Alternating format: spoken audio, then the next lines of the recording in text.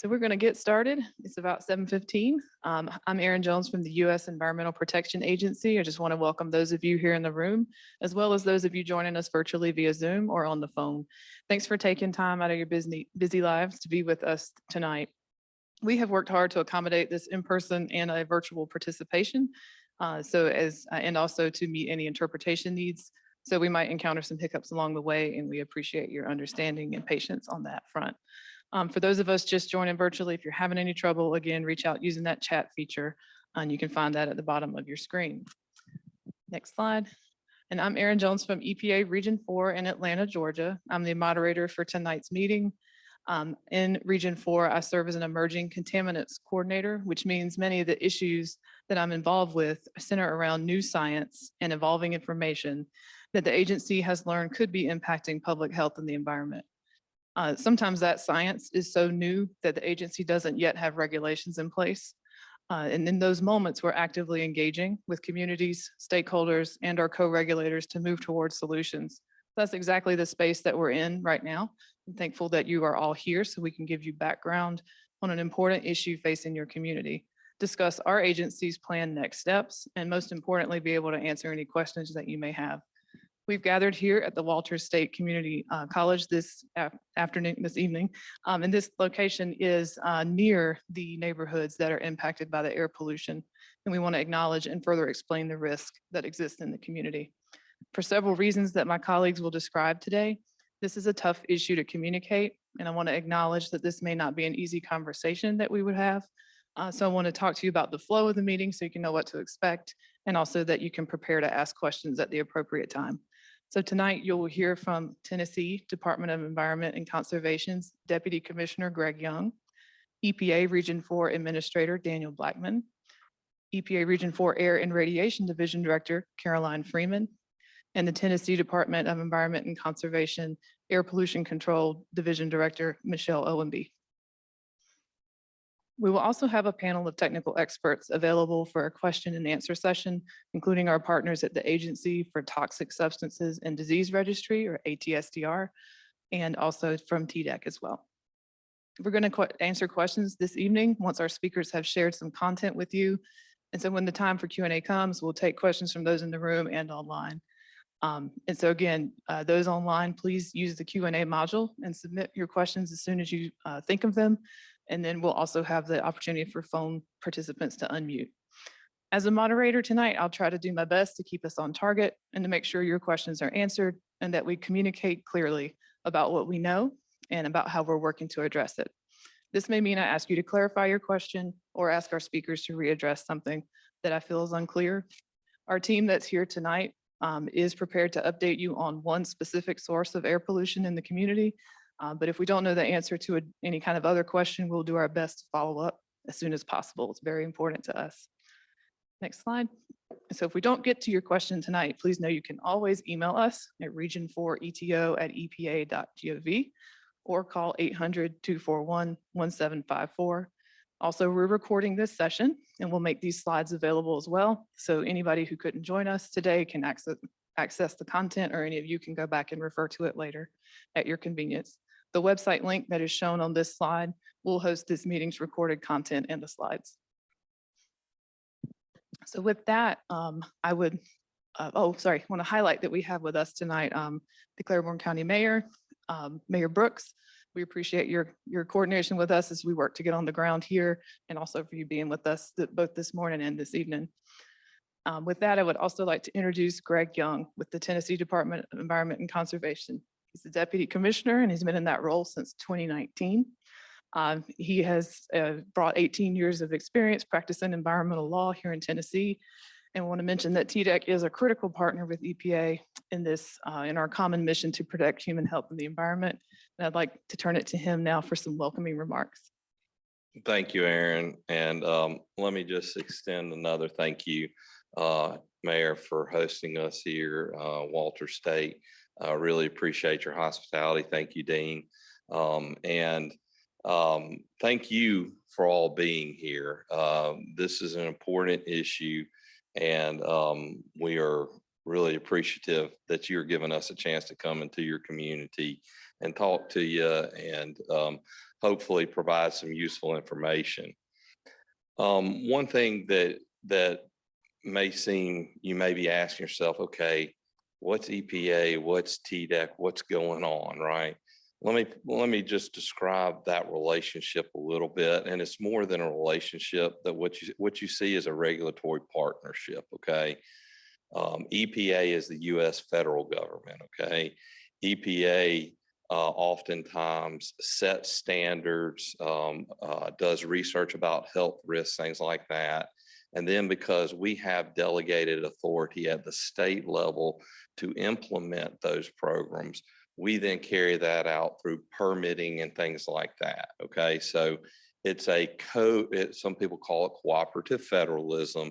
It's a co-regulator scenario where you have a federal regulator as well as a state regulator. And that's why you see both EPA and TDEC here before you tonight.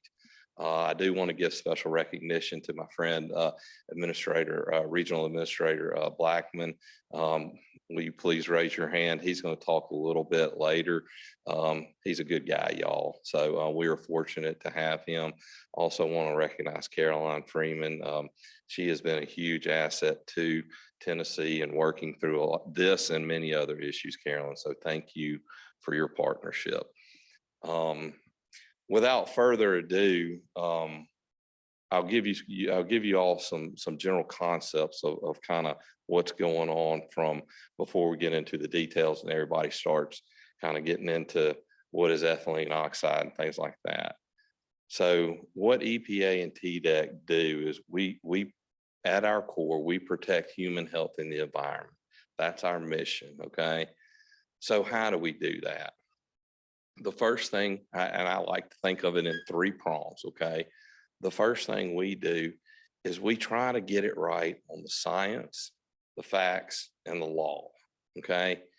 And in this case, we've got some new emerging science that says, okay, there are some risks that we need to address here, okay? So we work hard to understand that science and make science-based decisions. We try to understand the factual circumstances surrounding a situation. In this situation, we have residents living close to a facility that has these issues. That's an important factual circumstance for us to understand and for us to figure out, okay, how do we deal with that? And then you got the law, okay? As a recovering attorney, I have a deep appreciation for the law. Now, what will happen is based on the science and these circumstances, you will see potential regulations, rules, things like that. That's the legal side that will come into play. But that's what we at both TDEC and EPA are going to work really hard to do, is get it right on the science, the facts, and the law. The second component of trying to protect public health and the environment really is what we call public engagement. We have a responsibility to engage with you all and the broader public on these issues, okay? We have a responsibility to meet you where you are, okay? We can't just sit in an ivory tower in Nashville thinking everything's fine and dandy, okay? We got to, and anyway, I'm sorry, that was a little folksy, but what we have to make it a point to get out in the community, okay? And so to engage with the public, and that's what we are doing here tonight. Finally, for me, this is for me personally, a big component of protecting human health and the environment is a recognition that at the end of the day, our job is one of public service, okay? You are our bosses, okay? We serve you, okay? So that is an important core concept of how we try to protect human health and the environment, try to get it right on the science, the facts, and the law. We try to do active, proactive public engagement and never forget who we serve. With that being said, I am going to turn this over now back to Aaron, but I do want to real quick, I want you all to recognize that as the state of Tennessee, we are here not only tonight, we're going to be here tomorrow. We're going to be here after that because we are Tennesseans too. Okay. We are this is part of our state. And so we take that seriously and we are going to be here. This is the first of perhaps many meetings on these kinds of things. So please use us however you need. We have two of our external affairs officers here tonight. I'll ask John LaCroix out of Knoxville to raise his hand so you see him. And I'll ask Megan Plock out of Chattanooga to raise her hand so you see her. They are available. Their job is doing this kind of stuff. So they are available. In addition to that external affairs office, we have set up, I guess it's is it an email or a website, Michelle? The ask email. So if you have questions, you can email something to this email address. It's ask.tdeceto@tn.gov. So if you have questions, don't hesitate to email to that address. Thank you again for being here. Thank you for letting us be here. And let me know if you have any questions at this point. It's all you, Aaron. All right. Thank you, Deputy Commissioner Young. At this point, I'm going to turn it over to the EPA Region 4 Administrator, Daniel Blackman. In his role, he oversees our agency's goals of protecting human health and the environment right here in the Southeast region. For those of you that don't know, Region 4 represents 8 states, including Tennessee, and 6 federally recognized tribes. Regional Administrator Blackman is a passionate leader who's dedicated his career to creating economic opportunities for marginalized communities throughout the South and working to ensure a healthy environment for all, not just a select few. R.A. Blackman, the floor is yours. Thank you. Good evening. Can you hear me? You turn the mic off on me, man.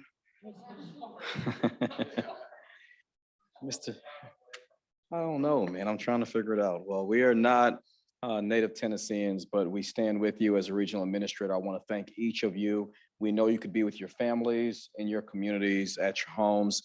Mr. Mayor, we thank you so much for allowing us to be a part of this conversation, and thank you for coming back and returning. It's definitely a clear sign of your leadership, and we do appreciate your presence.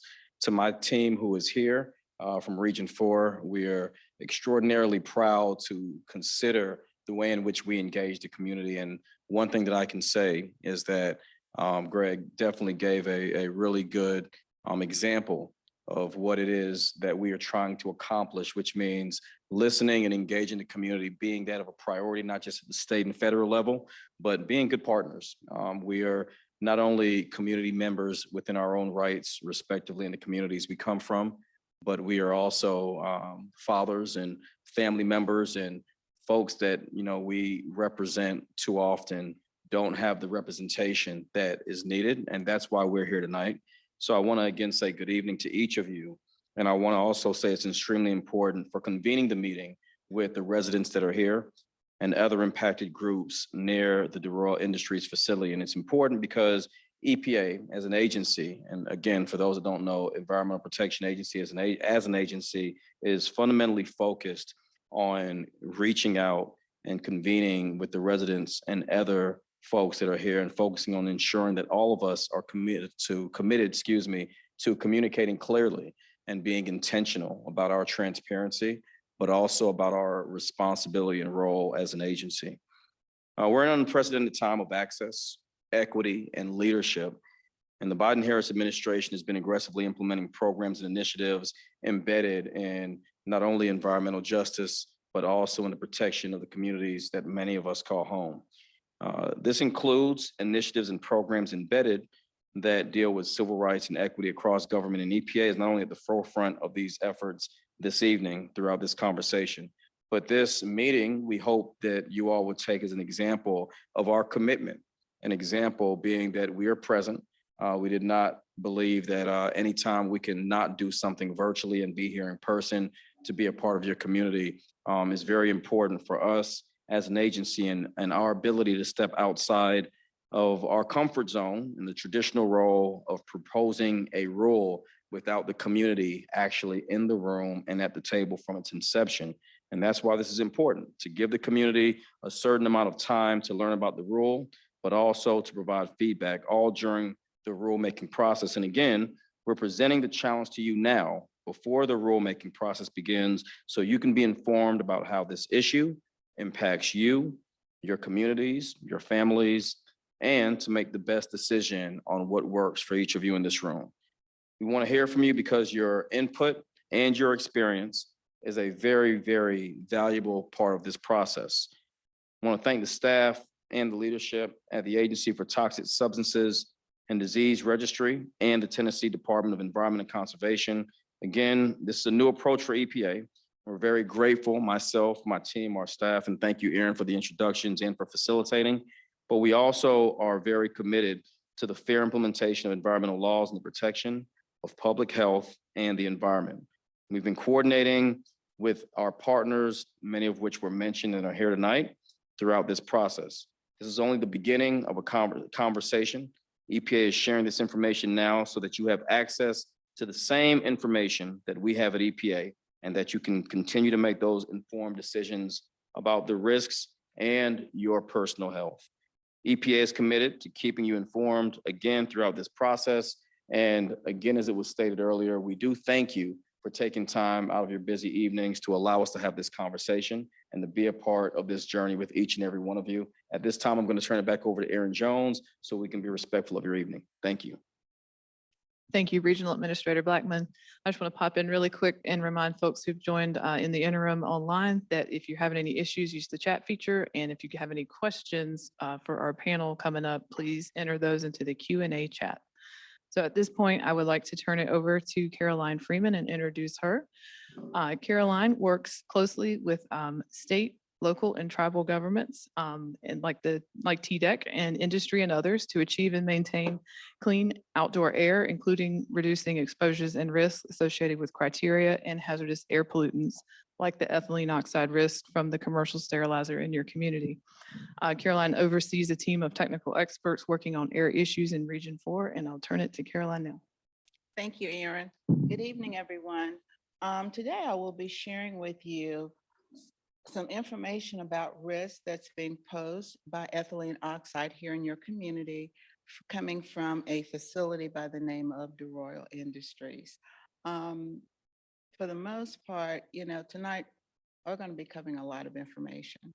But even though we're going to be covering a lot of information and some with a lot of technical aspects to it, we want to make sure that your questions are answered before you leave this meeting tonight. And so we have dedicated at least a half of the agenda that we put together for this evening to just question and answers to make sure that we build that time in for you. Okay, secondly, I want to share from my perspective what the 3 takeaways are from this meeting tonight. And that is number 1, New Tazewell. Sure, can you hear me okay? All righty. First, risk in New Tazewell near the DeRoyal facility is too high. EPA is concerned about that risk.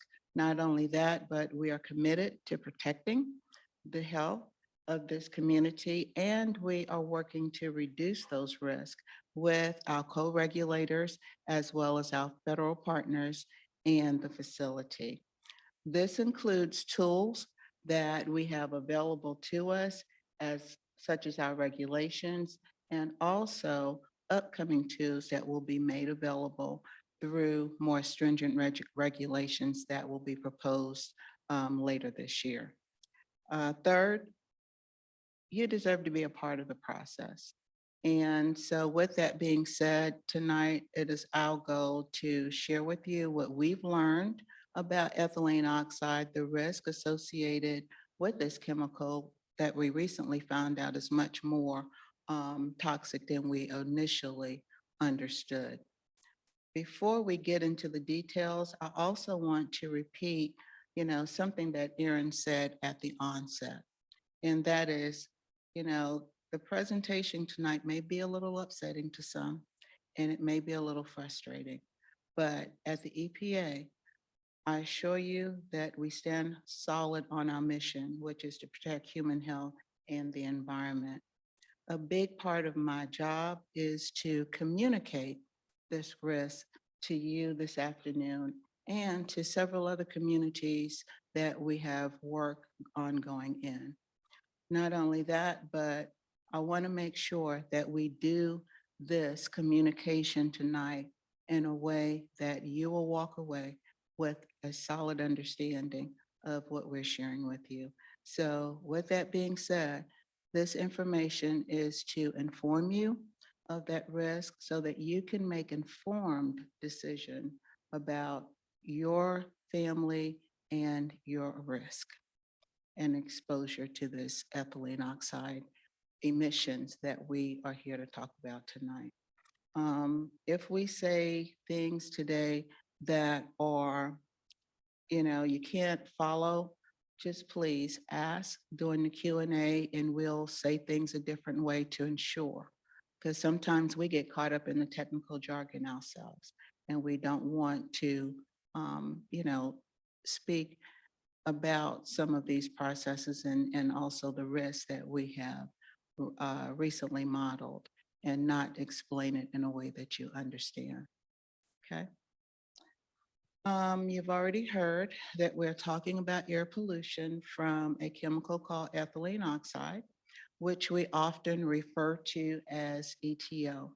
Occasionally, people call this EO as well. So if you see EtO, ethylene oxide, or EO, it's all talking about the very same chemical. Ethylene oxide is a gas. You usually cannot smell it or see it, but we find that in the air near facilities and communities, if you were to walk out into that community, you would not know that ethylene oxide emissions are in that area. Ethylene oxide is used to kill bacteria and other germs. Specifically, it is used to sterilize medical equipment and spices. DeRoyal Industries uses ethylene oxide in its processes to sterilize orthopedic devices, surgical equipment, and also wound care kits and other medical supplies. Ethylene oxide comes out of this facility as air pollution only. We have no information to suggest that ethylene oxide is coming out in the water or onto the ground in any way that's causing a risk.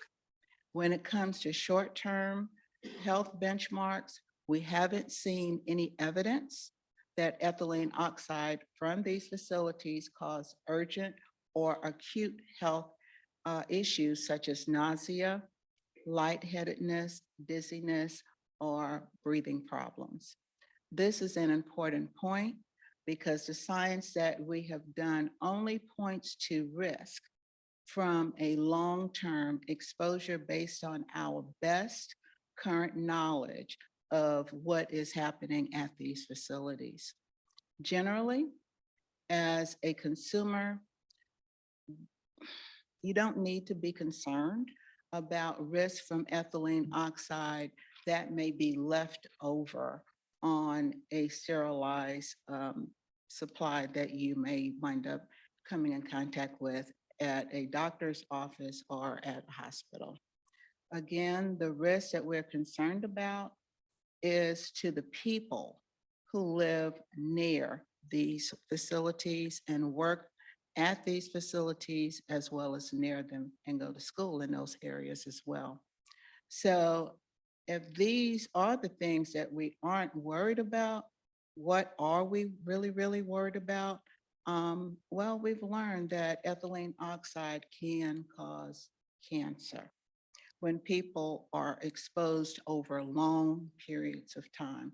Specifically, it can cause breast cancer and lymph or blood cancers. And by long periods of time, we mean people who live near these facilities and breathe ethylene oxide at a constant concentration every single day from birth to age 70, based on the model that we did for this facility utilizing their emissions data. Certain people are more at risk to ethylene oxide And this can happen either because they spend more time in the area where there is a lot of ethylene oxide, like might occur in workers who work at the facility, people who work near this facility, or like I said, those that are in the area on for a long period of time. Children and babies are very susceptible to ethylene oxide, and they are more vulnerable because they're still growing and they're still developing. I will talk more about this in a moment, but because we know that children are more vulnerable, we explicitly consider that in our modeling analysis. Now I want to provide a little bit more of a national context. There are about 100 commercial sterilizers across the country. You can see where they're located from the map that's on the screen behind me. And as you see the blue dots on that map, it actually shows the location of 23 sterilizers where we anticipate there to be the highest risk for people who live nearby. DeRoyal Industries is one of those 23 facilities with the highest risk. The information we're sharing today and that we have posted on the web is all based, like I said, on information that we have collected from this facility and their ethylene oxide use. If EPA receives new data, we will update this information, and we're continuing to collect any new information that comes into us. So just want to make you aware of that. We just didn't go out 1 or 2 times and collect information and we're stopping. We're going to continue to receive updated information from these facilities as they make changes to their processes. I will now share a few things with you to think about if you are definitely trying to understand what our conversation about risk might mean to you and your family. When we think about risk at EPA, for the most part, like I said, we are looking at a long-term risk. And so with that, we're looking at risk at a population level, and we make a lot of assumptions about the way in which people might be exposed. EPA's way of thinking about risk isn't always easy to translate into what you might need to know if you want to know more about an individual risk or potential risk to your family. In general, if you want to understand your family's risk, there are pretty much 3 things that you really need to know. And that is how close you are to the facility or how close they are to the facility, how much ethylene oxide is coming out of the facility, and how long they have been exposed, both in terms of years in the neighborhood and hours each day that they are near that facility. EPA is working very hard on the second bullet, and that is to reduce ethylene oxide that is coming out of the facility. Because we think the best way to reduce risk as we move forward and to make your community safer, but all 3 of these issues are definitely important for you to think about when you're looking at risk at an individual level. At this time, I'm going to turn the meeting back to Erin, and then I will come back to you later and talk a little bit more about the analysis that the EPA did. Thank you, Caroline. So we're now going to have Michelle Owenby, who is the Director of the Division of Air Pollution Control with TDEC, come and share some information with us. She, similarly to Caroline, manages a group of air experts at the state agency. They are the permitting authority for the DeRoyal Industries facility. And Michelle's going to share some more information with us at this time. Michelle? Thank you. Good evening, everyone. Thank you so much for coming tonight to learn more about this topic. We thought it might be helpful to go ahead and take a break. And before Caroline gets into the risk assessment that EPA did do, give you a little bit of grounding information about the facility here in New Tazewell and what processes they have. Great, go slide. DeRoyal Industries, as you all know, is on Highway 33 in the community. They manufacture and they sterilize medical grade equipment. DeRoyal Sterilization Systems facility is identified as Royal Sterilization Systems, and that's located adjacent to their manufacturing operation. Royal Sterilization Systems commenced operation at this location in 1992. Royal Sterilization Systems sterilizes medical grade equipment manufactured on the site by DeRoyal, but also equipment or devices manufactured off-site. As Caroline mentioned, the example products are orthopedic devices, surgical tools, and wound care. Our particular challenge is that these products cannot be sterilized utilizing high temperatures, and that's why EtO is used to sterilize these critical devices. Next slide. Perfect. So DeRoyal's current sterilization operation consists of sterilizing the process using a multi-step, the product using a multi-step process. And this will be more clear when I show a diagram in just a second. We have a preconditioning stage, a sterilization stage, an aeration stage, and a storage and shipping warehouse. Preconditioning is where the product is prepared to receive the ethylene oxide for sterilization. Sterilization is the act of sterilizing the product utilizing EtO. Aeration is where the product is held, so the off-gassing of residual EtO can occur. And then the storage and shipping warehouse is exactly what you think it is. It's where they store the product before it's shipped. EtO is introduced during the sterilization step of the process, and this is the only step of the process where EtO is used. So EtO emissions are controlled by air pollution control devices, and that consists of an acid water scrubber and a catalytic oxidizer. As we move forward and I show you the diagram, there are two types of emissions at this facility that we'll consider and we'll talk about tonight. The first are what we call controlled emissions. And those are emissions that regardless of where they originate in the process, they go through an air pollution control device, an acid water scrubber or a catalytic oxidizer. And that reduces the level of ethylene oxide that's emitted to the atmosphere. So that's why we call those controlled emissions. There's also emissions that we'll refer to as fugitive EtO emissions. Those emissions are exactly what they sound like. They are fugitive in that they kind of exist. They either come off the product or they come out of the transfer of the product to another part of the process, and they may be emitted outside. They may be emitted outdoors, windows, cracks, leaks at the facility. So when we talk about controlled emissions, the current process at DeRoyal has these control devices, and those control devices allow us to reduce the ethylene oxide emissions by 99%. Where we have fugitive emissions that result from the transfer of products from the sterilization operation to the aeration operation, as well as in the storage warehouse, those fugitive emissions are not currently regulated by the Tennessee Air Quality Act or under federal regulation under the Clean Air Act. Next slide.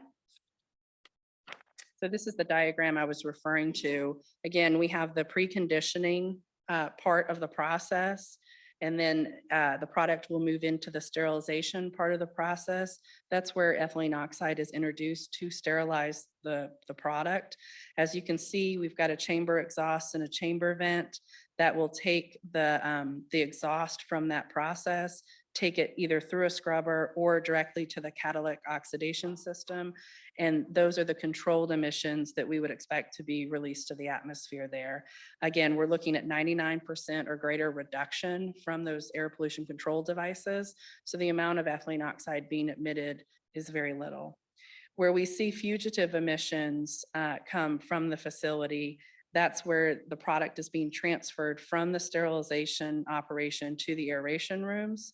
And in the storage and shipping warehouse where the product is waiting to be shipped out.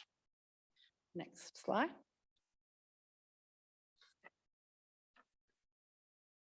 So in addition to DeRoyal's existing sterilization operation, we issued DeRoyal an air quality permit in January of 2020 for an expansion of the sterilization site. The sterilization expansion will be located in the building adjacent to the existing sterilization facility. The proposed sterilization expansion will consist of basically the same processing steps as the existing site. However, the control that will be used in that particular expansion will be a peak shaver and then also a catalytic oxidation system. Again, due to the control devices, we expect that the ethylene oxide from that sterilization operation will be reduced by 99% or greater. Like the existing operation, however, and unfortunately, fugitive emissions will result from the transfer of products from the sterilization operation to the aeration operation, as well as in the storage warehouse. Next slide. So again, this is just showing you the expansion. It looks very similar to the existing operation. You see the pollution control equipment in the peak shaver and the catalytic oxidation system, but you do still see fugitive emissions coming from the transfer of the product to the aeration rooms, as well as in the storage and shipping warehouse. Next slide. So DeRoyal is currently subject, and we have in their permit that they're subject to the national emission standards for hazardous air pollutants. It's ethylene oxide emission standards for sterilization facilities. For short, we call it the sterilization rule or the sterilizer rule. That rule is located in 40 CFR Part 63, Subpart O. That's simply a part of the Code of Federal Regulations where that regulation is present. Per the regulations and per its permit, DeRoyal must submit compliance reports on a semi-annual basis to TDEC. They submit those in March and September of each year. We have reviewed those reports, and the division has found DeRoyal to be in compliance with all current requirements. Next slide. So TDEC has been coordinating with the facility with regard to EPA's risk assessment.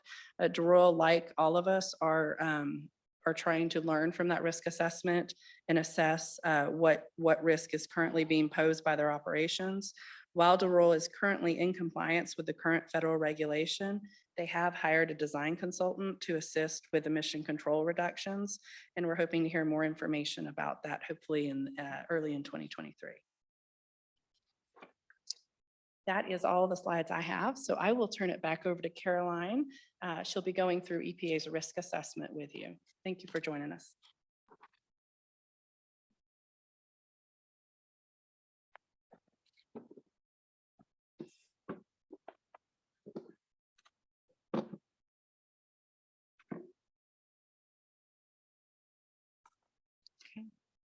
Thank you, Michelle.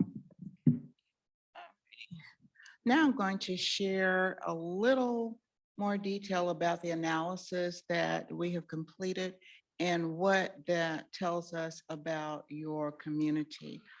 Between 2021 and 2022, EPA scientists collected and analyzed the best information and data available from DeRoyal Industries. The EPA then combined that data with the local weather conditions and patterns and the location of the homes. Using those factors, we were able to model the risk for ethylene oxide. I want to note that EPA's analysis only reflects your potential exposure risk related to ethylene oxide from DeRoyal Industries. Therefore, the risk that I am sharing information on is an additional or incremental long-term risk for getting certain cancers from ethylene oxide that we have modeled. As I said earlier, to estimate risk, we still need to always remember we have to focus on three things, and that is how toxic the chemical is, how much of it is in the air, and not only that, but how long an individual is exposed to it. Because EPA's analysis must be protective of human health, these estimates are very conservative and are on the high end. meaning we assume that people spend all of their time in the area where there's risk. Specifically, we assume exposure for 24 hours a day, 7 days a week, from birth to age 70, where the individual is breathing in ethylene oxide in the area where the risk exists. Those might not be realistic assumptions because almost everyone leaves their home at some point. But these assumptions help us to ensure that going forward, we protect the most vulnerable, even in the most extreme situation. Now I'm going to share with you a Google Street Map of your community with some landmarks to provide you with a better view of the area impacted by the model risk from DeRoyal Industries. The impacts extend from the DeRoyal commercial sterilization facility to approximately a half-mile in either direction, north and southward along State Highway 33, beginning at New Hope Road to southwest near Sunrise Missionary Baptist Church and ending at Cumberland Gallery Street to the northeast near the Walmart. Now I'm going to transition to the gradient map, and you can also see it to my right as I'm standing up here. The gradient map that is displayed on this slide is used to show the ethylene oxide risk to people who live closest to DeRoyal Industries. But I want to be clear that there is also potential risk to people who work in or near this facility and also those that go to school nearby this facility. Now, I want to point out a few features on this map just to sort of orientate you to the risks that we're talking about today. The dark orange box is the facility itself, and the lighter orange area is a non-residential area near the facility where the risks are high. The blue area includes residential areas where the risks are at or above the EPA benchmark of 100 in a million. In the blue area, the darker shading reflects higher risk and the lighter shading lower risk, albeit still all above the EPA benchmark of 100 in a million.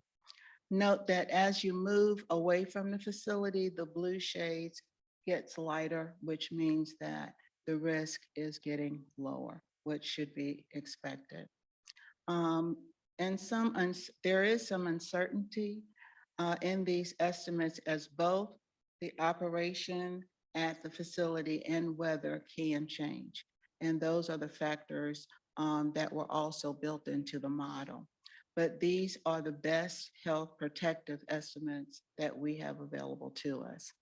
At the EPA, we are concerned about all risks, but we use that 100 in a million as our benchmark for identifying whether risk levels are considered high. We also, let me take a step back. When we say 100 in a million, I really need to drive this home. And that is, we're saying that we estimate ethylene oxide exposure could contribute to and increase 100 cancer cases if 1 million people were exposed at the concentrated level for 24 hours a day, 7 days a week, from age birth to age 70. We start our calculation at age birth simply because we want to make sure that we are protective of children. Under the Clean Air Act, we focus on risk where people live. We are also concerned about the risk to the workers as well, and also those that spend time in that lighter orange area, as well as those that may be going to school in that area. But this analysis that we did heavily focuses on only residential areas. The information that we are sharing have been posted on the web, and it's all based on information that EPA collected from DeRoyal Industries about their ethylene oxide use. As the EPA received new data, as I mentioned earlier, it is our goal to provide updates to the EPA website for this facility. At EPA, it is also our goal to continue collecting and verifying information about this facility as we learn more and are able to verify important steps that DeRoyal Industries will be taking to reduce risk of ethylene oxide.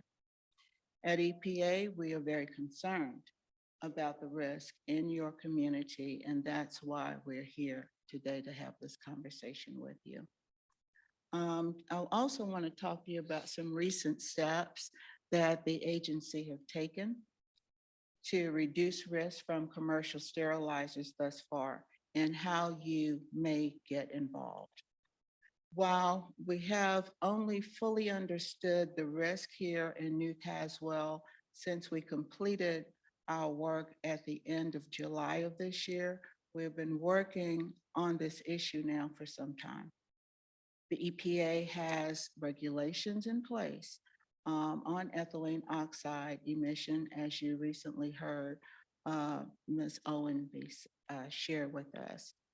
In 2016, because of updated science, we learned that ethylene oxide was more dangerous than when you actually breathe it in than we initially thought it was.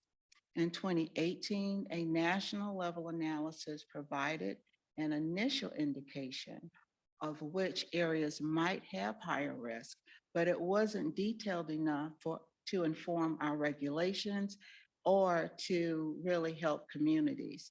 So we needed to collect the additional information to learn more about exactly where these risks are located and what solutions are available to prevent these risks. That work took about 2 years, and that brings us to where we are right now, today. I also want to note that while the EPA very recently came to know the exact details of potential risk here in New Tazewell, EPA understands now that the risk has potentially been occurring in this community for as long as the facility has been utilizing ethylene oxide to sterilize medical supplies. To be clear, our risk estimate represent current, not historical conditions, because that is the best and in some cases, the only information that we have. It is also the information that we need to set regulations going forward. Where is this ethylene oxide coming from? As you heard my colleague, Ms. Owensby shared with us that these are fugitive emissions. Bottom line, these are not emissions that are going through the control equipment and out of the stack. And so with that being said, to help quantify this a little bit more for you on the fugitive emissions that we're talking about, that's escaping through cracks, leaks, anytime there's an open window, a broken window, or an open door. These are those emissions that are coming from the sterilized products that are being actually exiting through these doors and windows and any cracks or leaks. And we're talking about 87% of the uncontrolled fugitive, 87% of the emissions that we modeled are fugitive emissions that are coming from DeRoyal Industries. And so the best solution to actually reducing this risk is to reduce the amount of non-regulated ethylene oxide fugitive emissions that is coming out of this facility. Unfortunately, there's not a whole lot that you can do personally to reduce this risk because it isn't a chemical that you can easily remove with a air filter, you know, that you can put inside of your home. However, spending less time in the area would actually reduce your risk. But again, the best solution is to reduce the amount of ethylene oxide that is actually coming out of this facility. We have also learned that ethylene oxide is a chemical that does not last long in the environment. So this means that reducing the amount of ethylene oxide coming out of this facility, as I said, will also reduce risk to the neighboring community right away. What can you expect to see coming from EPA next? Well, the EPA is taking action to reduce the amount of ethylene oxide coming out of this facility and others like it. At the EPA, we are updating the air pollution regulation that limits how much of this chemical commercial sterilizers like DeRoyal Industries can put into the air. The EPA expects to propose the updated air pollution regulation in the coming months. And at that time, there will be a public comment period that will last for about 60 to 90 days. And also there will be at least one virtual public hearing.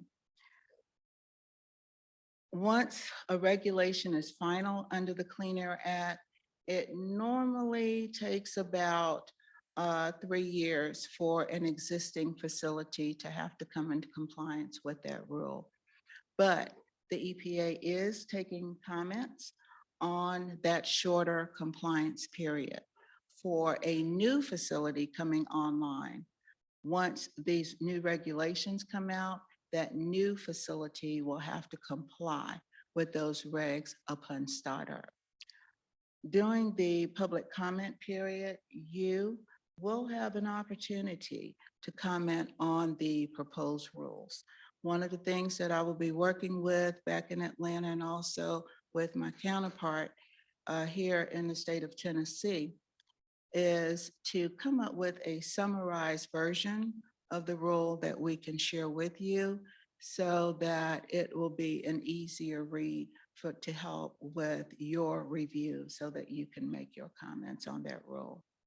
In the interim, we're also working with our federal, state, local government partners, the facilities with the highest risk, and anyone who will help us reduce the amount of ethylene oxide coming out of these facilities as soon as possible. As I mentioned before, we're also concerned about the risk to workers in these facilities. And so one of the things that we're doing is also working on a worker exposure rule under another federal law that intends to take action, that we intend to take action on around the same time that we actually release the updated commercial sterilizer rule. I also need to share with you that there's another entity on the federal level as well as the state level that responds to occupational exposure and who has the authority to regulate worker protection and occupational exposure in the workplace. And that is the Occupational Safety Health Administration. And there is a state agency here in the state of Tennessee. As far as key points that I want to leave with you this evening, EPA has learned that ethylene oxide is causing a risk in your community. We're working to reduce that risk by working across government with our co-regulators, specifically with the Tennessee Department of Environment and Conservation, to reduce the risk coming out of DeRoyal Industries. We are also strengthening 2 sets of regulations to be more protective of public health. We are also sharing this information on risk with you so that you can be informed and make informed decisions about yourself as well as your family's health. As I prepare to close, I must speak on accountability. And, as several of us have mentioned from the onset, we have a responsibility to protect human health and the environment. And at the EPA, we do this by relying on the most current scientific knowledge to develop effective regulations by holding facilities accountable to these regulations through enforcement and by communicating clearly with you about our work and also the knowledge we gain through this work. As my regional administrator said earlier this evening, we are committed to continuing to work on this issue until the risk levels are reduced. As the EPA Air Director for the Southeast region, I too take this risk extremely seriously. And I will continue to work with my team to ensure that our webpage for this site remains up to date with the latest information. When the proposed rule comes out, we will make sure that we coordinate across our, programs and also with our co-regulators to ensure that you are informed of the fact that the proposed rule has been released so that you will have an opportunity to review it as well as a summarized version of the rule and provide comments on those rules. So with that being the case, I just want to say thank you for your time this evening and thank you for the attention that you are giving to this matter and giving of your busy schedule. And at this time, Erin, I will turn the meeting back over to you.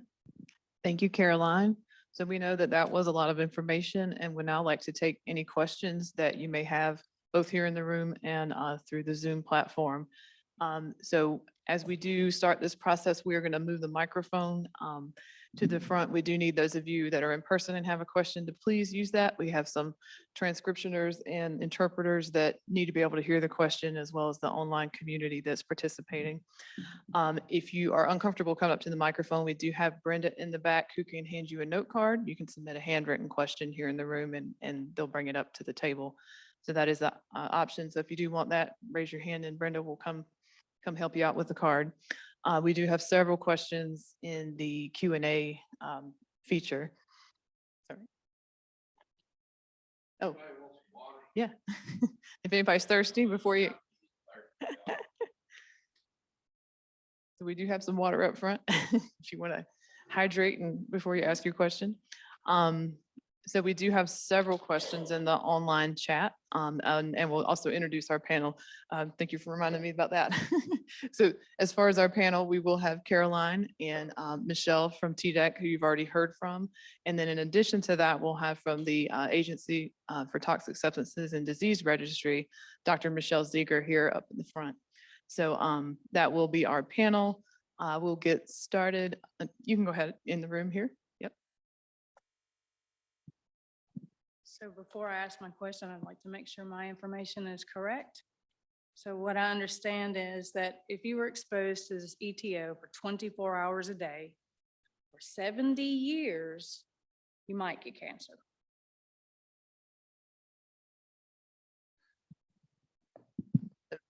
Okay, let me go back and walk you through that. Like I said, this is a modeled risk. And the way how EPA actually conduct this risk is based on a bench scale of 100 in a million. Okay, and with that being the case, that is a long-term exposure risk that we base our model on, not an acute exposure. And so with that long-term or lifetime exposure model that we built, it's based on a 70-year exposure, 7 days a week, 24 hours a day. Okay, so I did a quick search on the internet, and so what you're proposing is as a risk is 0.0001. It's a very low risk. A very low risk to be implementing costly procedures that DeRoyal would have to go through to order to meet these new regulations. So a car crash is 0.001. Are we going to regulate cars out of existence? What- Suicide is 0.01. What are we doing about suicide? Choking, 0.003, higher than this risk. Cancer, just in general, a normal cancer is 0.14. So just waking up in the morning, you have a 0.14 chance of getting cancer. So I don't really see a risk here worth regulating. So my question is, this meeting here is to get our approval to regulate DeRoyal? Is that what this meeting is about? You need our approval, or can you just regulate DeRoyal without our say? Let me take a step back, okay? Under the Clean Air Act, we are talking about a hazardous air pollutant. But we're not. Yes, we are. 0.0001 is not really a risk. Well, I'm talking about the chemical itself, ethylene oxide, the Which is pollutant. 0.000. So Tazewell and Tazewell, so New Tazewell has about 3,000 people as 2020. New Tazewell has about 3,000 people as a 20, so 6,000 people. So your number says that in 70 years, well, DeRoyal's been here for 40 years. So in 30 years, we don't even have enough residents between Tazewell and New Tazewell to even get a one-person risk.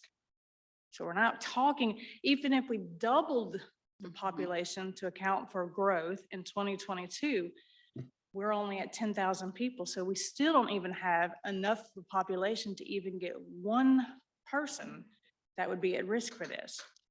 Okay. I hear you and I'm following.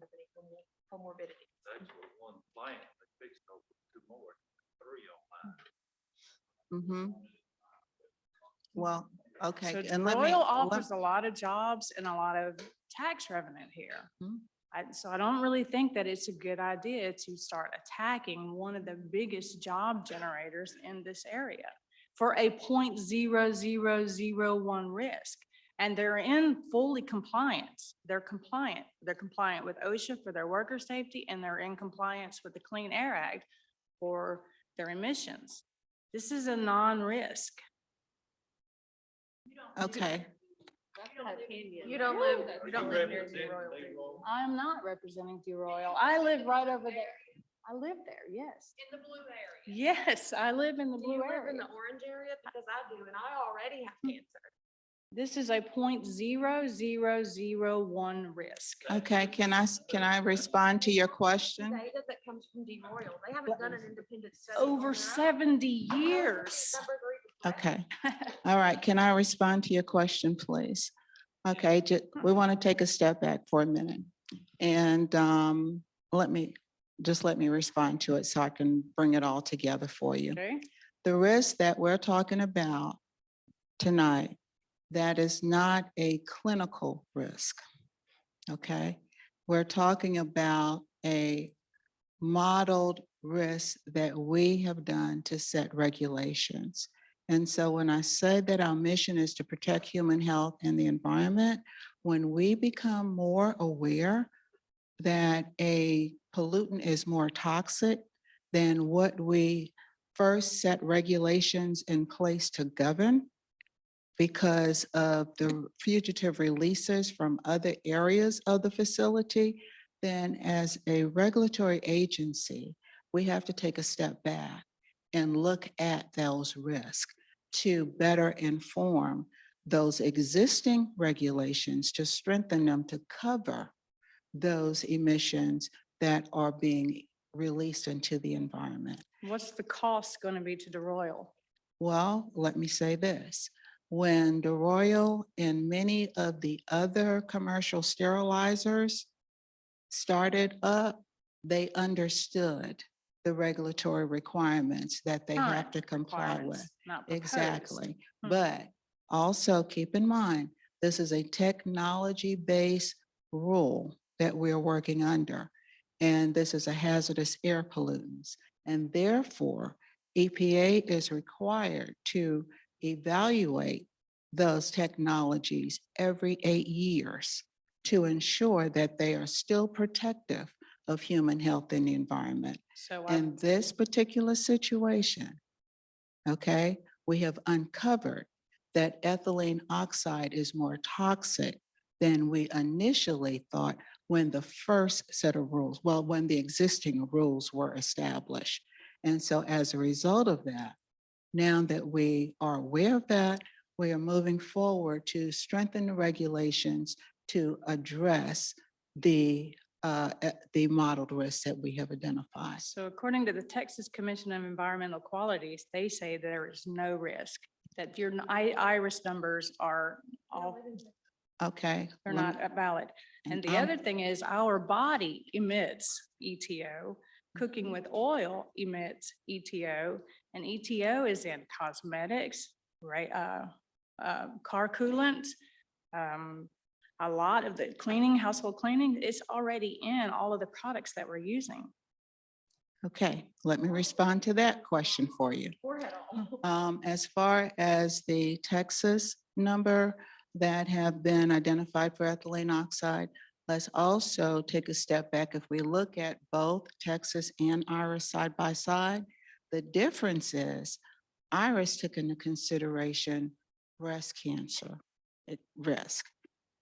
The Texas number does not take that into consideration. And when you look at all of the potential health effects from long-term exposure to ethylene oxide, breast cancer is one of those cancers that should have been considered in that study, and it was not.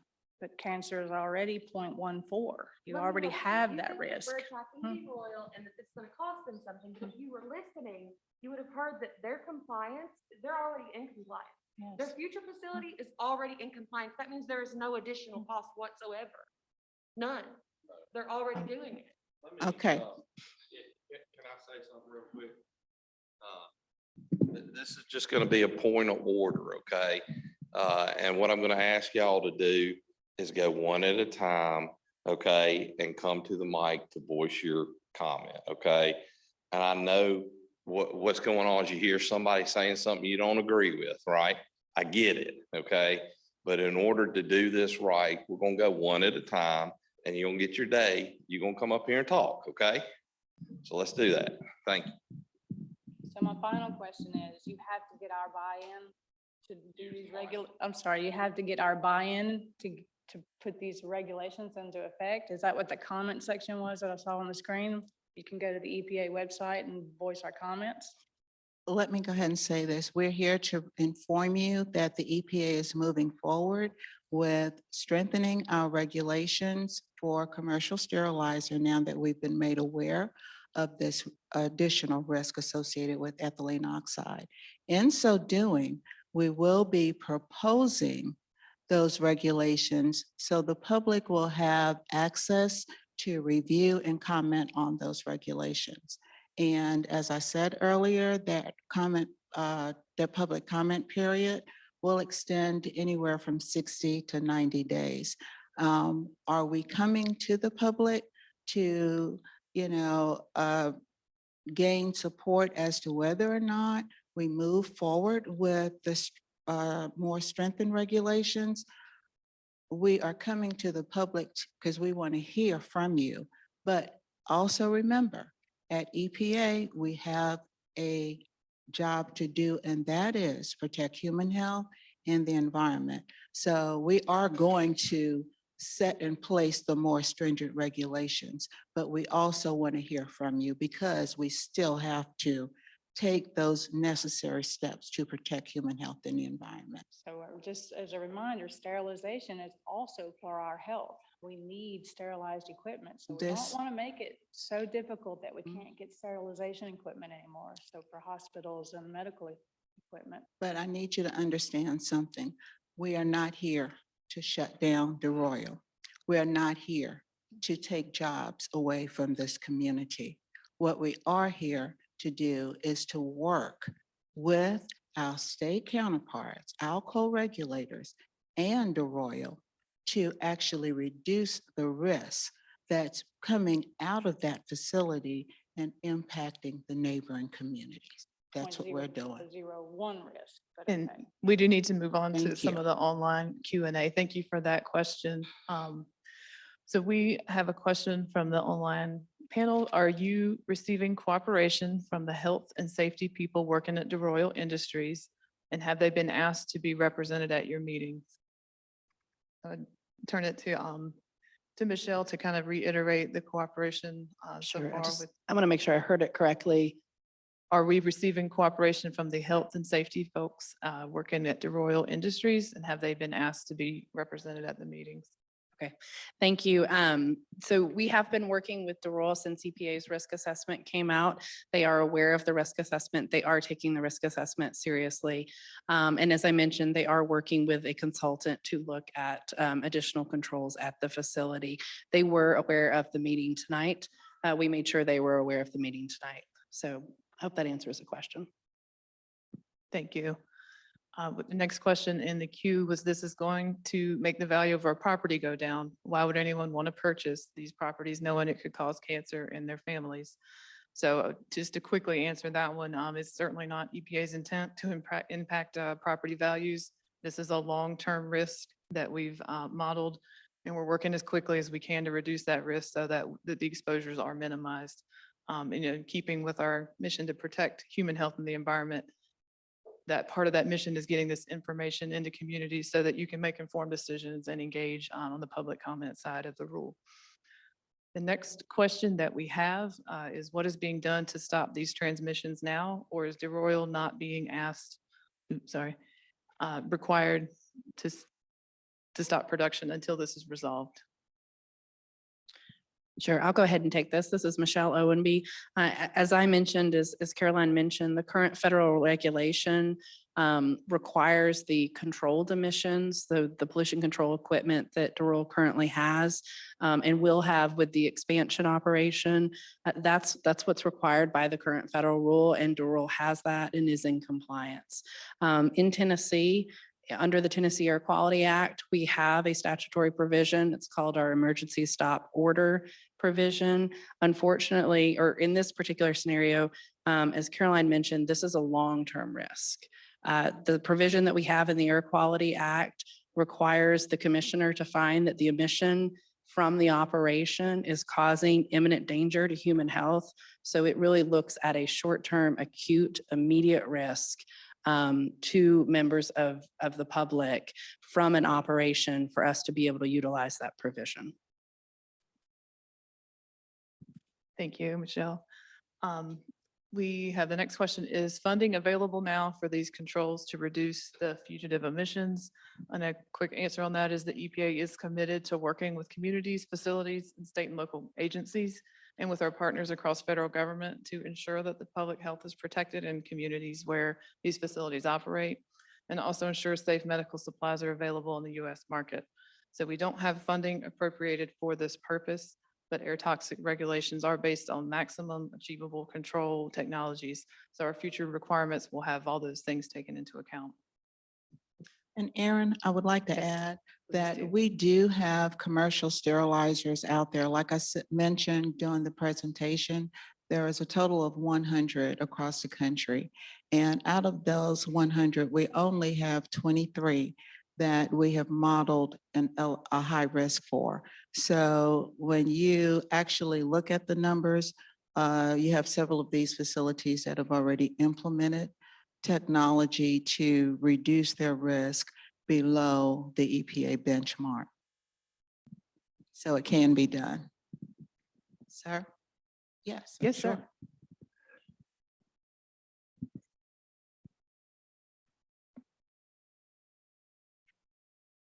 I retired from New Tazewell Police Department 12 years ago. I worked 38 years, New Tazewell. Been all around them plants all that time.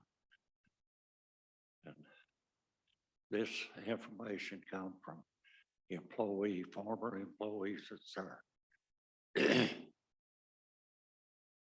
That sterilization plant is a nuclear reactor. It was the only privately owned nuclear reactor in the United States. How did they get a permit to put that in? Hi, Michelle Owenby, they do not have a permit to have a nuclear reactor at the site. Pardon? They do not have a permit to have a nuclear reactor at the site. In 1992, when they put that in, it was a nuclear reactor. Sir, all I can tell you is we've been at the site, we've inspected the facility, we've toured the facility. We have not seen a nuclear reactor at the site. Like I say, I worked 38 years retired out there. I've had lung cancer. I've had 40% of my lungs removed. I live within 2 miles of that thing. And I've worked around it for 38 years. Where was the EPA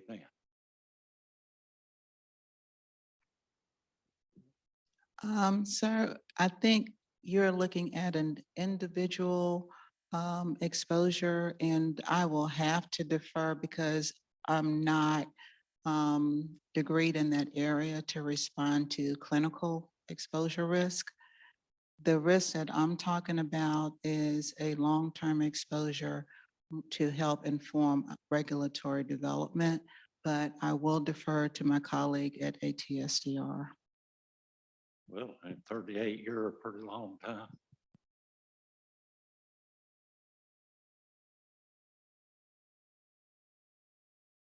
Hi, sir. My name is Michelle Ziegler, and I'm a physician with the Agency for, Can't hear you.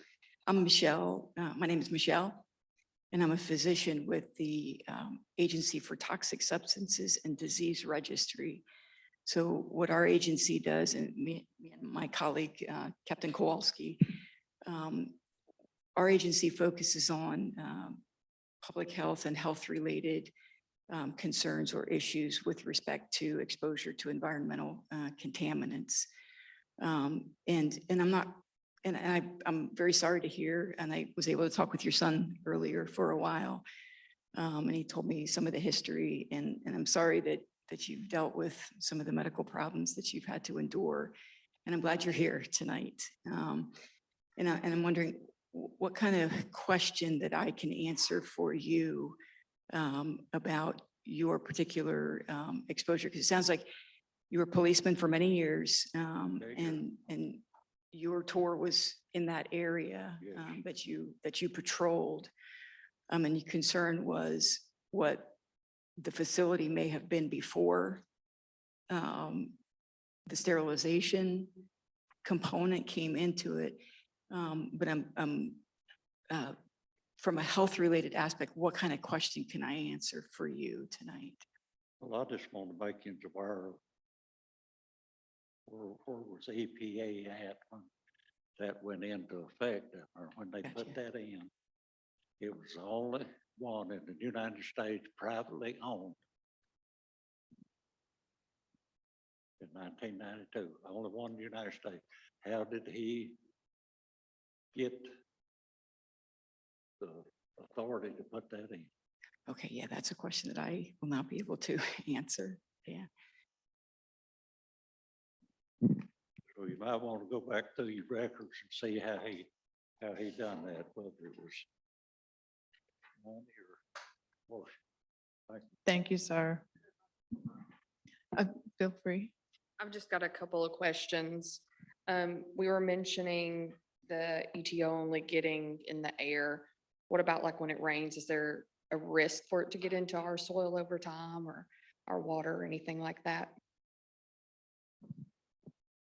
There is no information to show that there's a risk concern for ethylene oxide going into the water or onto the soil.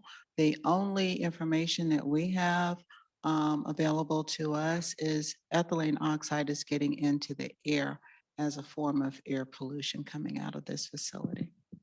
And with the expansion of the facility that I think was just permitted, is that going to increase the risk because it's going to do more output maybe? I am not 100% sure of what's in their proposed permit application, so I'm gonna ask Michelle to respond.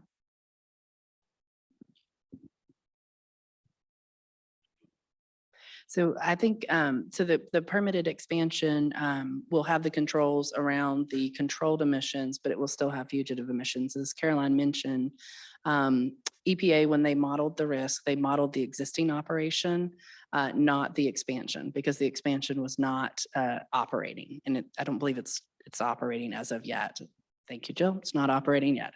And so as Caroline mentioned, that particular risk assessment was driven by the fugitive emissions. So we would expect that the fugitive emissions that are coming from the expansion would add to that risk. And so here's my other one that I have, and I don't know if the compliance reports base it off of the air quality coming out of just controlled or everything. I don't know where the compliance comes for that.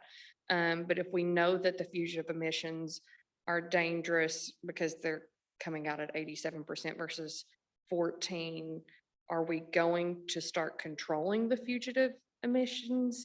And if so, when should we expect that? Because I know that we're talking here, but are we trying to regulate how much gets controlled? Are we trying to start regulating the fugitive emissions? And then I'll sit down. Okay. You have a two-part question, so let me give you a two-part answer. With the existing regulations that are on the board, the facility, based on what my colleague shared with us earlier, is operating in compliance with their existing permit and the current regulations as it stands. These fugitive emissions that we're talking about, they're not currently regulated under the existing rule, but the proposed rule that will be coming out in a couple of months, that's the rule that will govern these fugitive emissions that we are talking about tonight.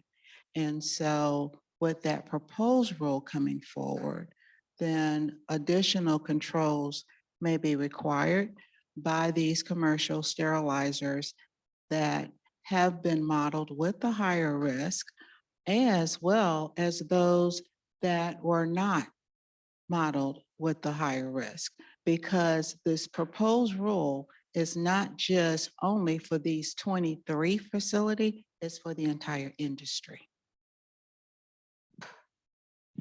And I'll just add to that answer specifically about the compliance reports. The compliance reports would not cover fugitive emissions because they're not currently regulated under the federal rule. So the compliance reports really are just ensuring that you're getting 99% or greater reduction of the ETO from those controlled emissions, or where we're seeing the pollution control equipment and the emissions that are coming after that.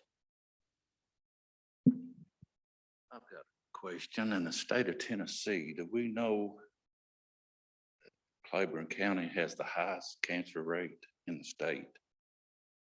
Do we know that? And where's it coming from? So thank you for your question. So we are working with our partners at the Department of Health to better understand what's happening within the community. They are working and will start working, we believe, in the next month or so on a cancer incident study.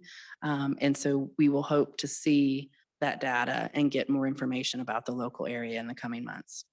And another thing, we have ball fields, we have schools within half a mile there. And these are young kids. How much effect is it going to, because they may be there 2 or 3 days a week after 6, 8 hours at a time. How much is this going to affect these kids? The one thing I'll think, first of all, sir, thank you for that question. And I hear the compassion in your voice, and you have my sincere compassion as well.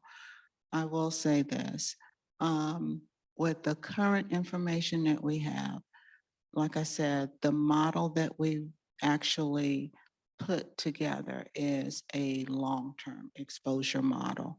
It took into consideration children being exposed to ethylene oxide. But like I said, there are 3 things that we need to take a look at.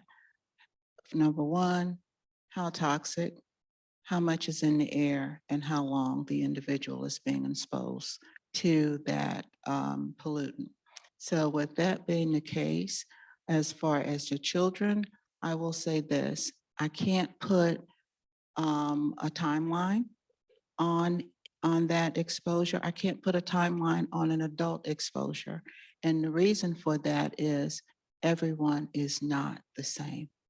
Okay. And I can't put everybody in one box. I can only tell you about the modeled risk that we did to inform our regulations going forward, to ensure that the proper technology is put in place as far as pollution control technology to ensure that we reduce these ethylene oxide emissions. We do understand that it does get in the lungs. It does go through the lungs, right?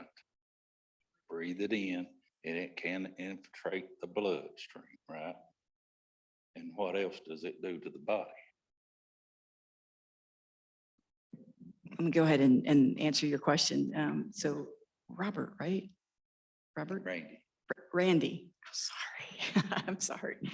So Randy and I were able to talk in the back of the room there before the meeting started, and we talked about some of these health effects that have been found to be associated with ethylene oxide. And I think what we talked about would be really helpful for everyone else too. So I thank you for bringing that back up. What Randy and I were talking about is most of what we know with regard to health effects of ethylene oxide come from studies that have been done in worker populations.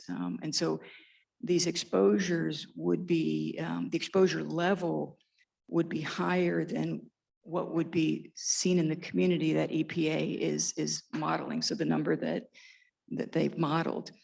But what we've seen in these studies that have been done are associations with development of different types of cancers. And so at higher levels for longer periods of time, ethylene oxide exposure has been associated with the development of blood type cancers. And Randy and I were talking about those types of blood cancers, and that includes leukemias, and it includes non-Hodgkin's lymphoma and a cancer called myeloma.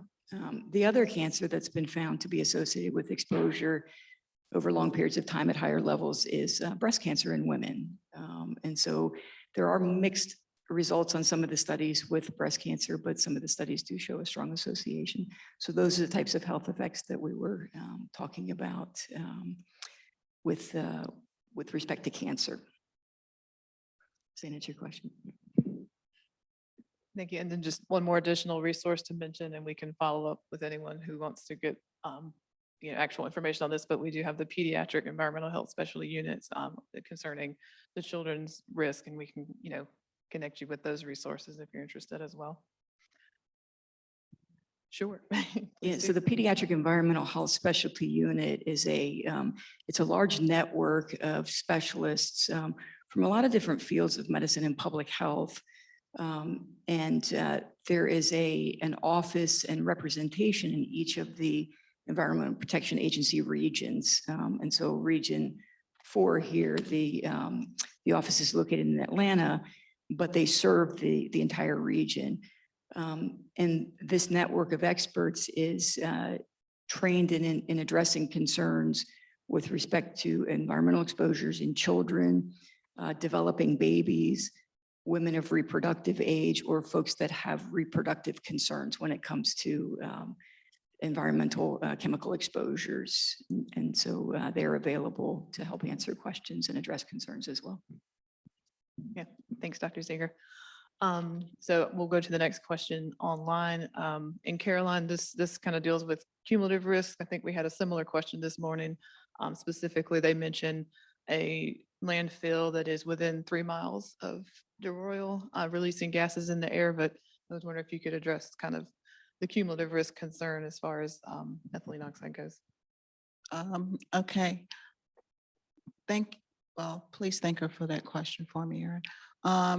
In responding to cumulative risk and what we're talking about cumulative risk, when we look at it, we're looking at risk from being exposed to more than one pollutant at a given time.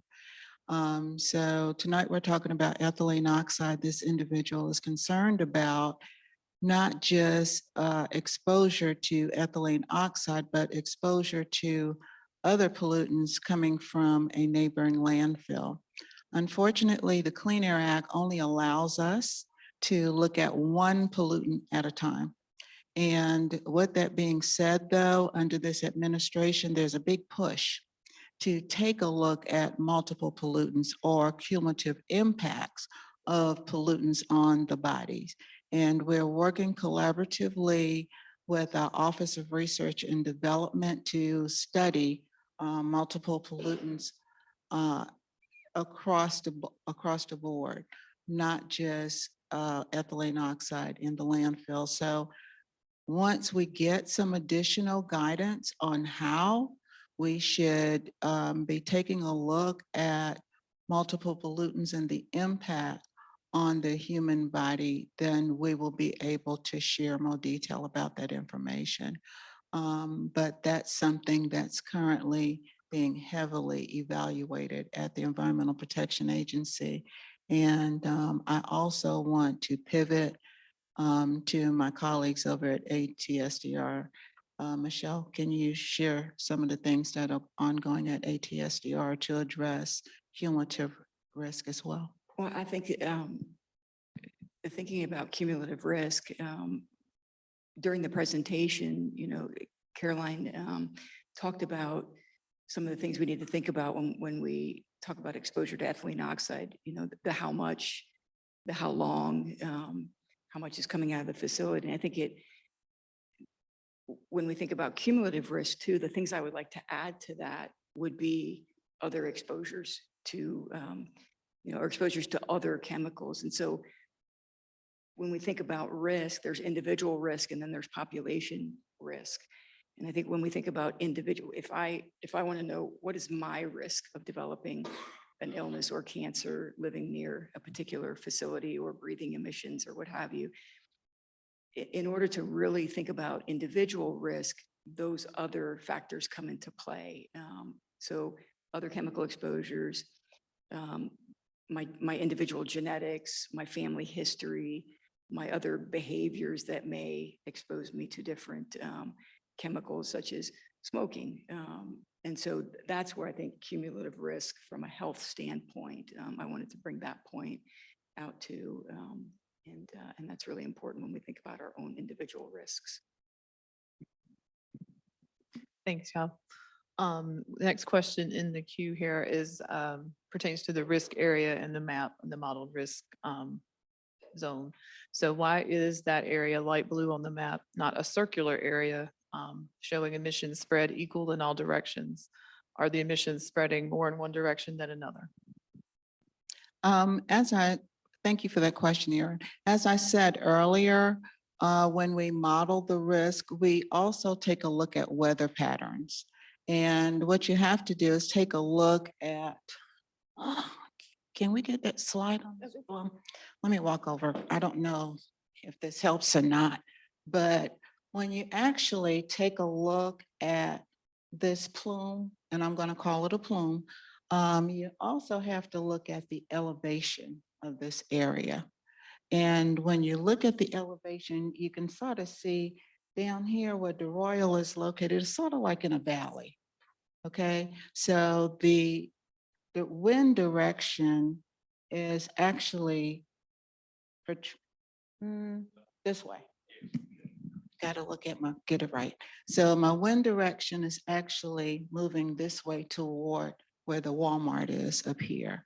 And so when we actually do the modeling, and Rick, please tell me if I'm doing this right, because Rick is my modeler. And he is also a meteorologist. But when we actually model the risk from this facility, the sterilizer portion is on this end of the facility. And so when you actually look at wind direction headed in this direction toward the Walmart, it's going to be more in a valley, and it's going to give you more of an elongated shape, as opposed to this being a level plain area where you could possibly see a more circular plume. Rick, did I explain that correctly? Yeah. Hi, everyone. I'm Rick Gillum, and I'm a modeler, and I work on this aspect of it. And yes, Caroline, you gave a good explanation there. One of the primary driving factors is the topography, the valley there that causes the winds to go up and down the valley. The model is very sophisticated. It takes into account winds, temperatures, pressures, all those meteorology variables. along with the emissions. And that's really what drives that shape of the plume. Thanks, Caroline and Rick. Next question that we have in the queue is, can we give some comparisons of the dangers of the release of this size and scale to something like the coal-fired TVA plant, or releases of mercury, lead, sulfur dioxide, other hazardous air pollutants? So I'll turn that to maybe Caroline and Michelle to speak to, can you speak to any kind of comparisons that we could make about this modeled risk to other HAPs that we understand a little more? For the most part, one of the things that we are looking at for this particular hazardous air pollutant is more so just to share information with the public, because we've learned that this pollutant is far more toxic than what we initially thought it was. And as a result of our work at EPA and looking at the science, we've learned, when you look at the risk associated with ethylene oxide and the higher risk associated with the more conservative risk associated with the IRIS number that was released in 2016, it better characterizes, how we move forward and how we look at ethylene oxide. So with this particular model, like I said, it's a population-based model. And the reason why is simply because, and I'm surprised I haven't gotten the question, why is EPA modeling as opposed to monitoring? And the reason why is simply because ethylene oxide is very difficult to monitor, okay? And not only that, like I said, this is a population-based model. So it actually sort of give us an overlay as to where this potential risk could exist based on that baseline that we have. Oh, can you come to the mic so that? Can you come to the mic, sir? Thank And you, while sir. you're coming, let me say one other thing. If we were to monitor, that monitor would be one stationary canister that we would put out. And we would only be able to collect data in that one location. And to make sense out of that data, we would have to collect data at that location for a very long time. What we learned about ethylene oxide when it comes to monitoring is this: the further you are away from that facility, the more difficult it is to monitor, because the instrumentation and the methodologies that are available to us right now, we just can't get down to those lower levels. But I'll be happy to take your question now. Thank you for being here. Is it not true that ethylene oxide was recently revealed to be 60 times more toxic than it was previously thought? You are correct, sir. And that 60 times more toxic is in children, and I believe it's either 30 to 40 times more 30 toxic in adults. Yes, sir. Yes. And that's really why we're here, Right. I because, appreciate you for being here. thank you. And I'm surprised that this auditorium isn't full of people. Thank you, everybody who came. Thank you for that question. You can go ahead. I just have a couple quick ones. You may not know this may be way out of bounds, but are we required, like, say we might want to move? Are we required to disclose that we live in a toxic airspace now, or? Since now we know it, are we required to disclose that? Let me respond to your question. Like I said, the risk that we modeled, okay, this is not an acute risk. This is a long-term 70-year model statistics that we put together. And so that is why I'm going to say no. Okay. Okay. Okay, sorry, that one was, okay. My other question was, in the assessments that you did, were they done on the lifetime population assessments? Was that done based on normal healthy people, or did you consider the demographics of the area? We had no prior information other than the current emissions that we received from the facility, and we took that information and any up-to-date emission factors that the facility may have had, and we built those things into the model along with weather, meteorological data, and also where these homes are located. And this is, the plume map that the model generated for us. As far as historical information, we did not have, access to that. And really, we needed the current information to inform our regulatory steps going forward. So it's likely that as time moves on, we'll get more and more information because this is something that you recently. We're going to come out with a proposed rule, and that rule is going to be informed by this up-to-date information that we've collected from, almost 100 sterilizers all across the country. That is how come we know where the high-risk facilities are, because we were able to, well, we didn't do it in my office, but working through our Research Triangle Park office out of North Carolina was able to model the risk associated with the updated emissions data. Now, the question that I think that you're alluding to, and correct me if I'm wrong, you're wanting to know if, in the past when this facility was operating, could the risk have been higher than it is today? There's a possibility. So. That leads to my last question. The data, you said that all of the places self-report.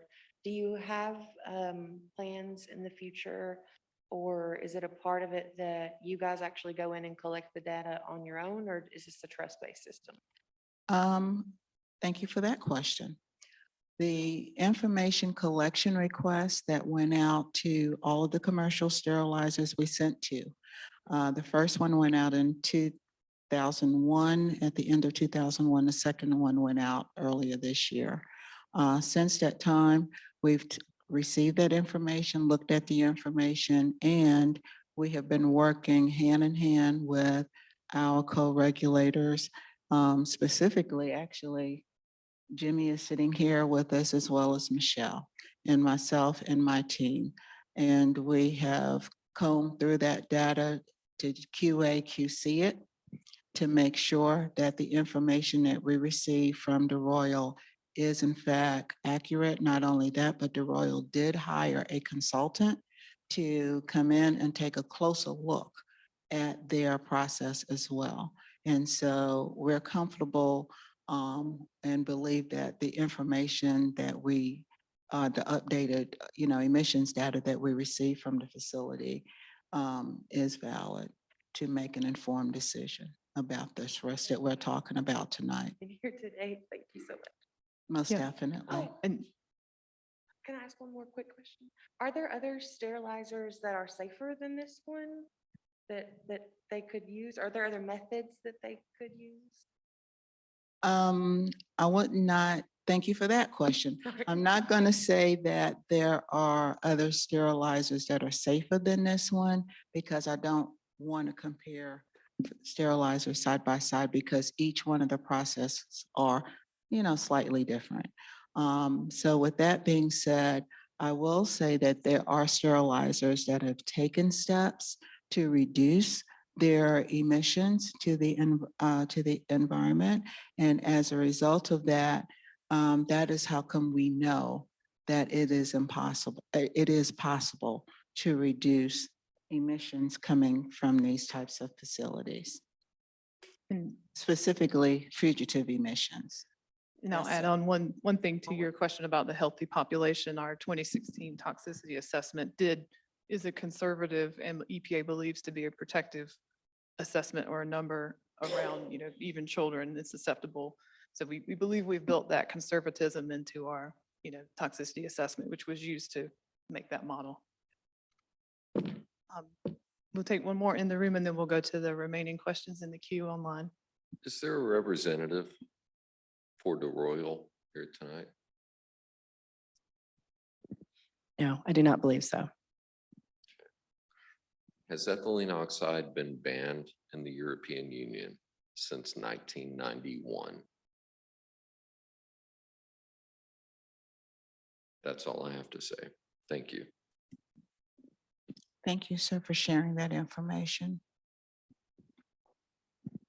Thank you. And I think we got a similar comment in the chat as well to that effect. So, yep, thank you for bringing that one to our attention. The next question we have is ethylene oxide detectable in people by blood test? So if so, how does it get processed in our bodies? Is it processed by liver or kidneys? How long does it take to be cleared from the system if we move away from the area? So we'll turn this to Dr. Ziegler. Okay, so I think Randy, you and I talked about this a little bit too. So ethylene oxide, there are a couple of tests that can detect ethylene oxide. One is a blood test and one is exhaled air. The challenges with those particular types of tests is ethylene oxide has a very short half-life, so it would only be detected for a very short period of time. And the half-life is on the hour of, or on the order of hours. And so really would be more useful for a very acute exposure if you're looking at workers who may be exposed to high levels of ethylene oxide. It can get into the bloodstream. It can bind to different types of proteins in the body. It's metabolized by some of our enzymes in our body. There's a couple of parts to this question, and then there is an excretion pathway through urine as well. And so if one part of the question was if you moved away, would this decrease or go away? How long would it take? Yeah. So that's a little bit difficult question to answer because there are other sources of ethylene oxide and there are background levels of ethylene oxide that have been found in areas throughout the United States that don't maybe have a sterilization facility in the area. So there are other exposures. The other piece of this is that there's a different chemical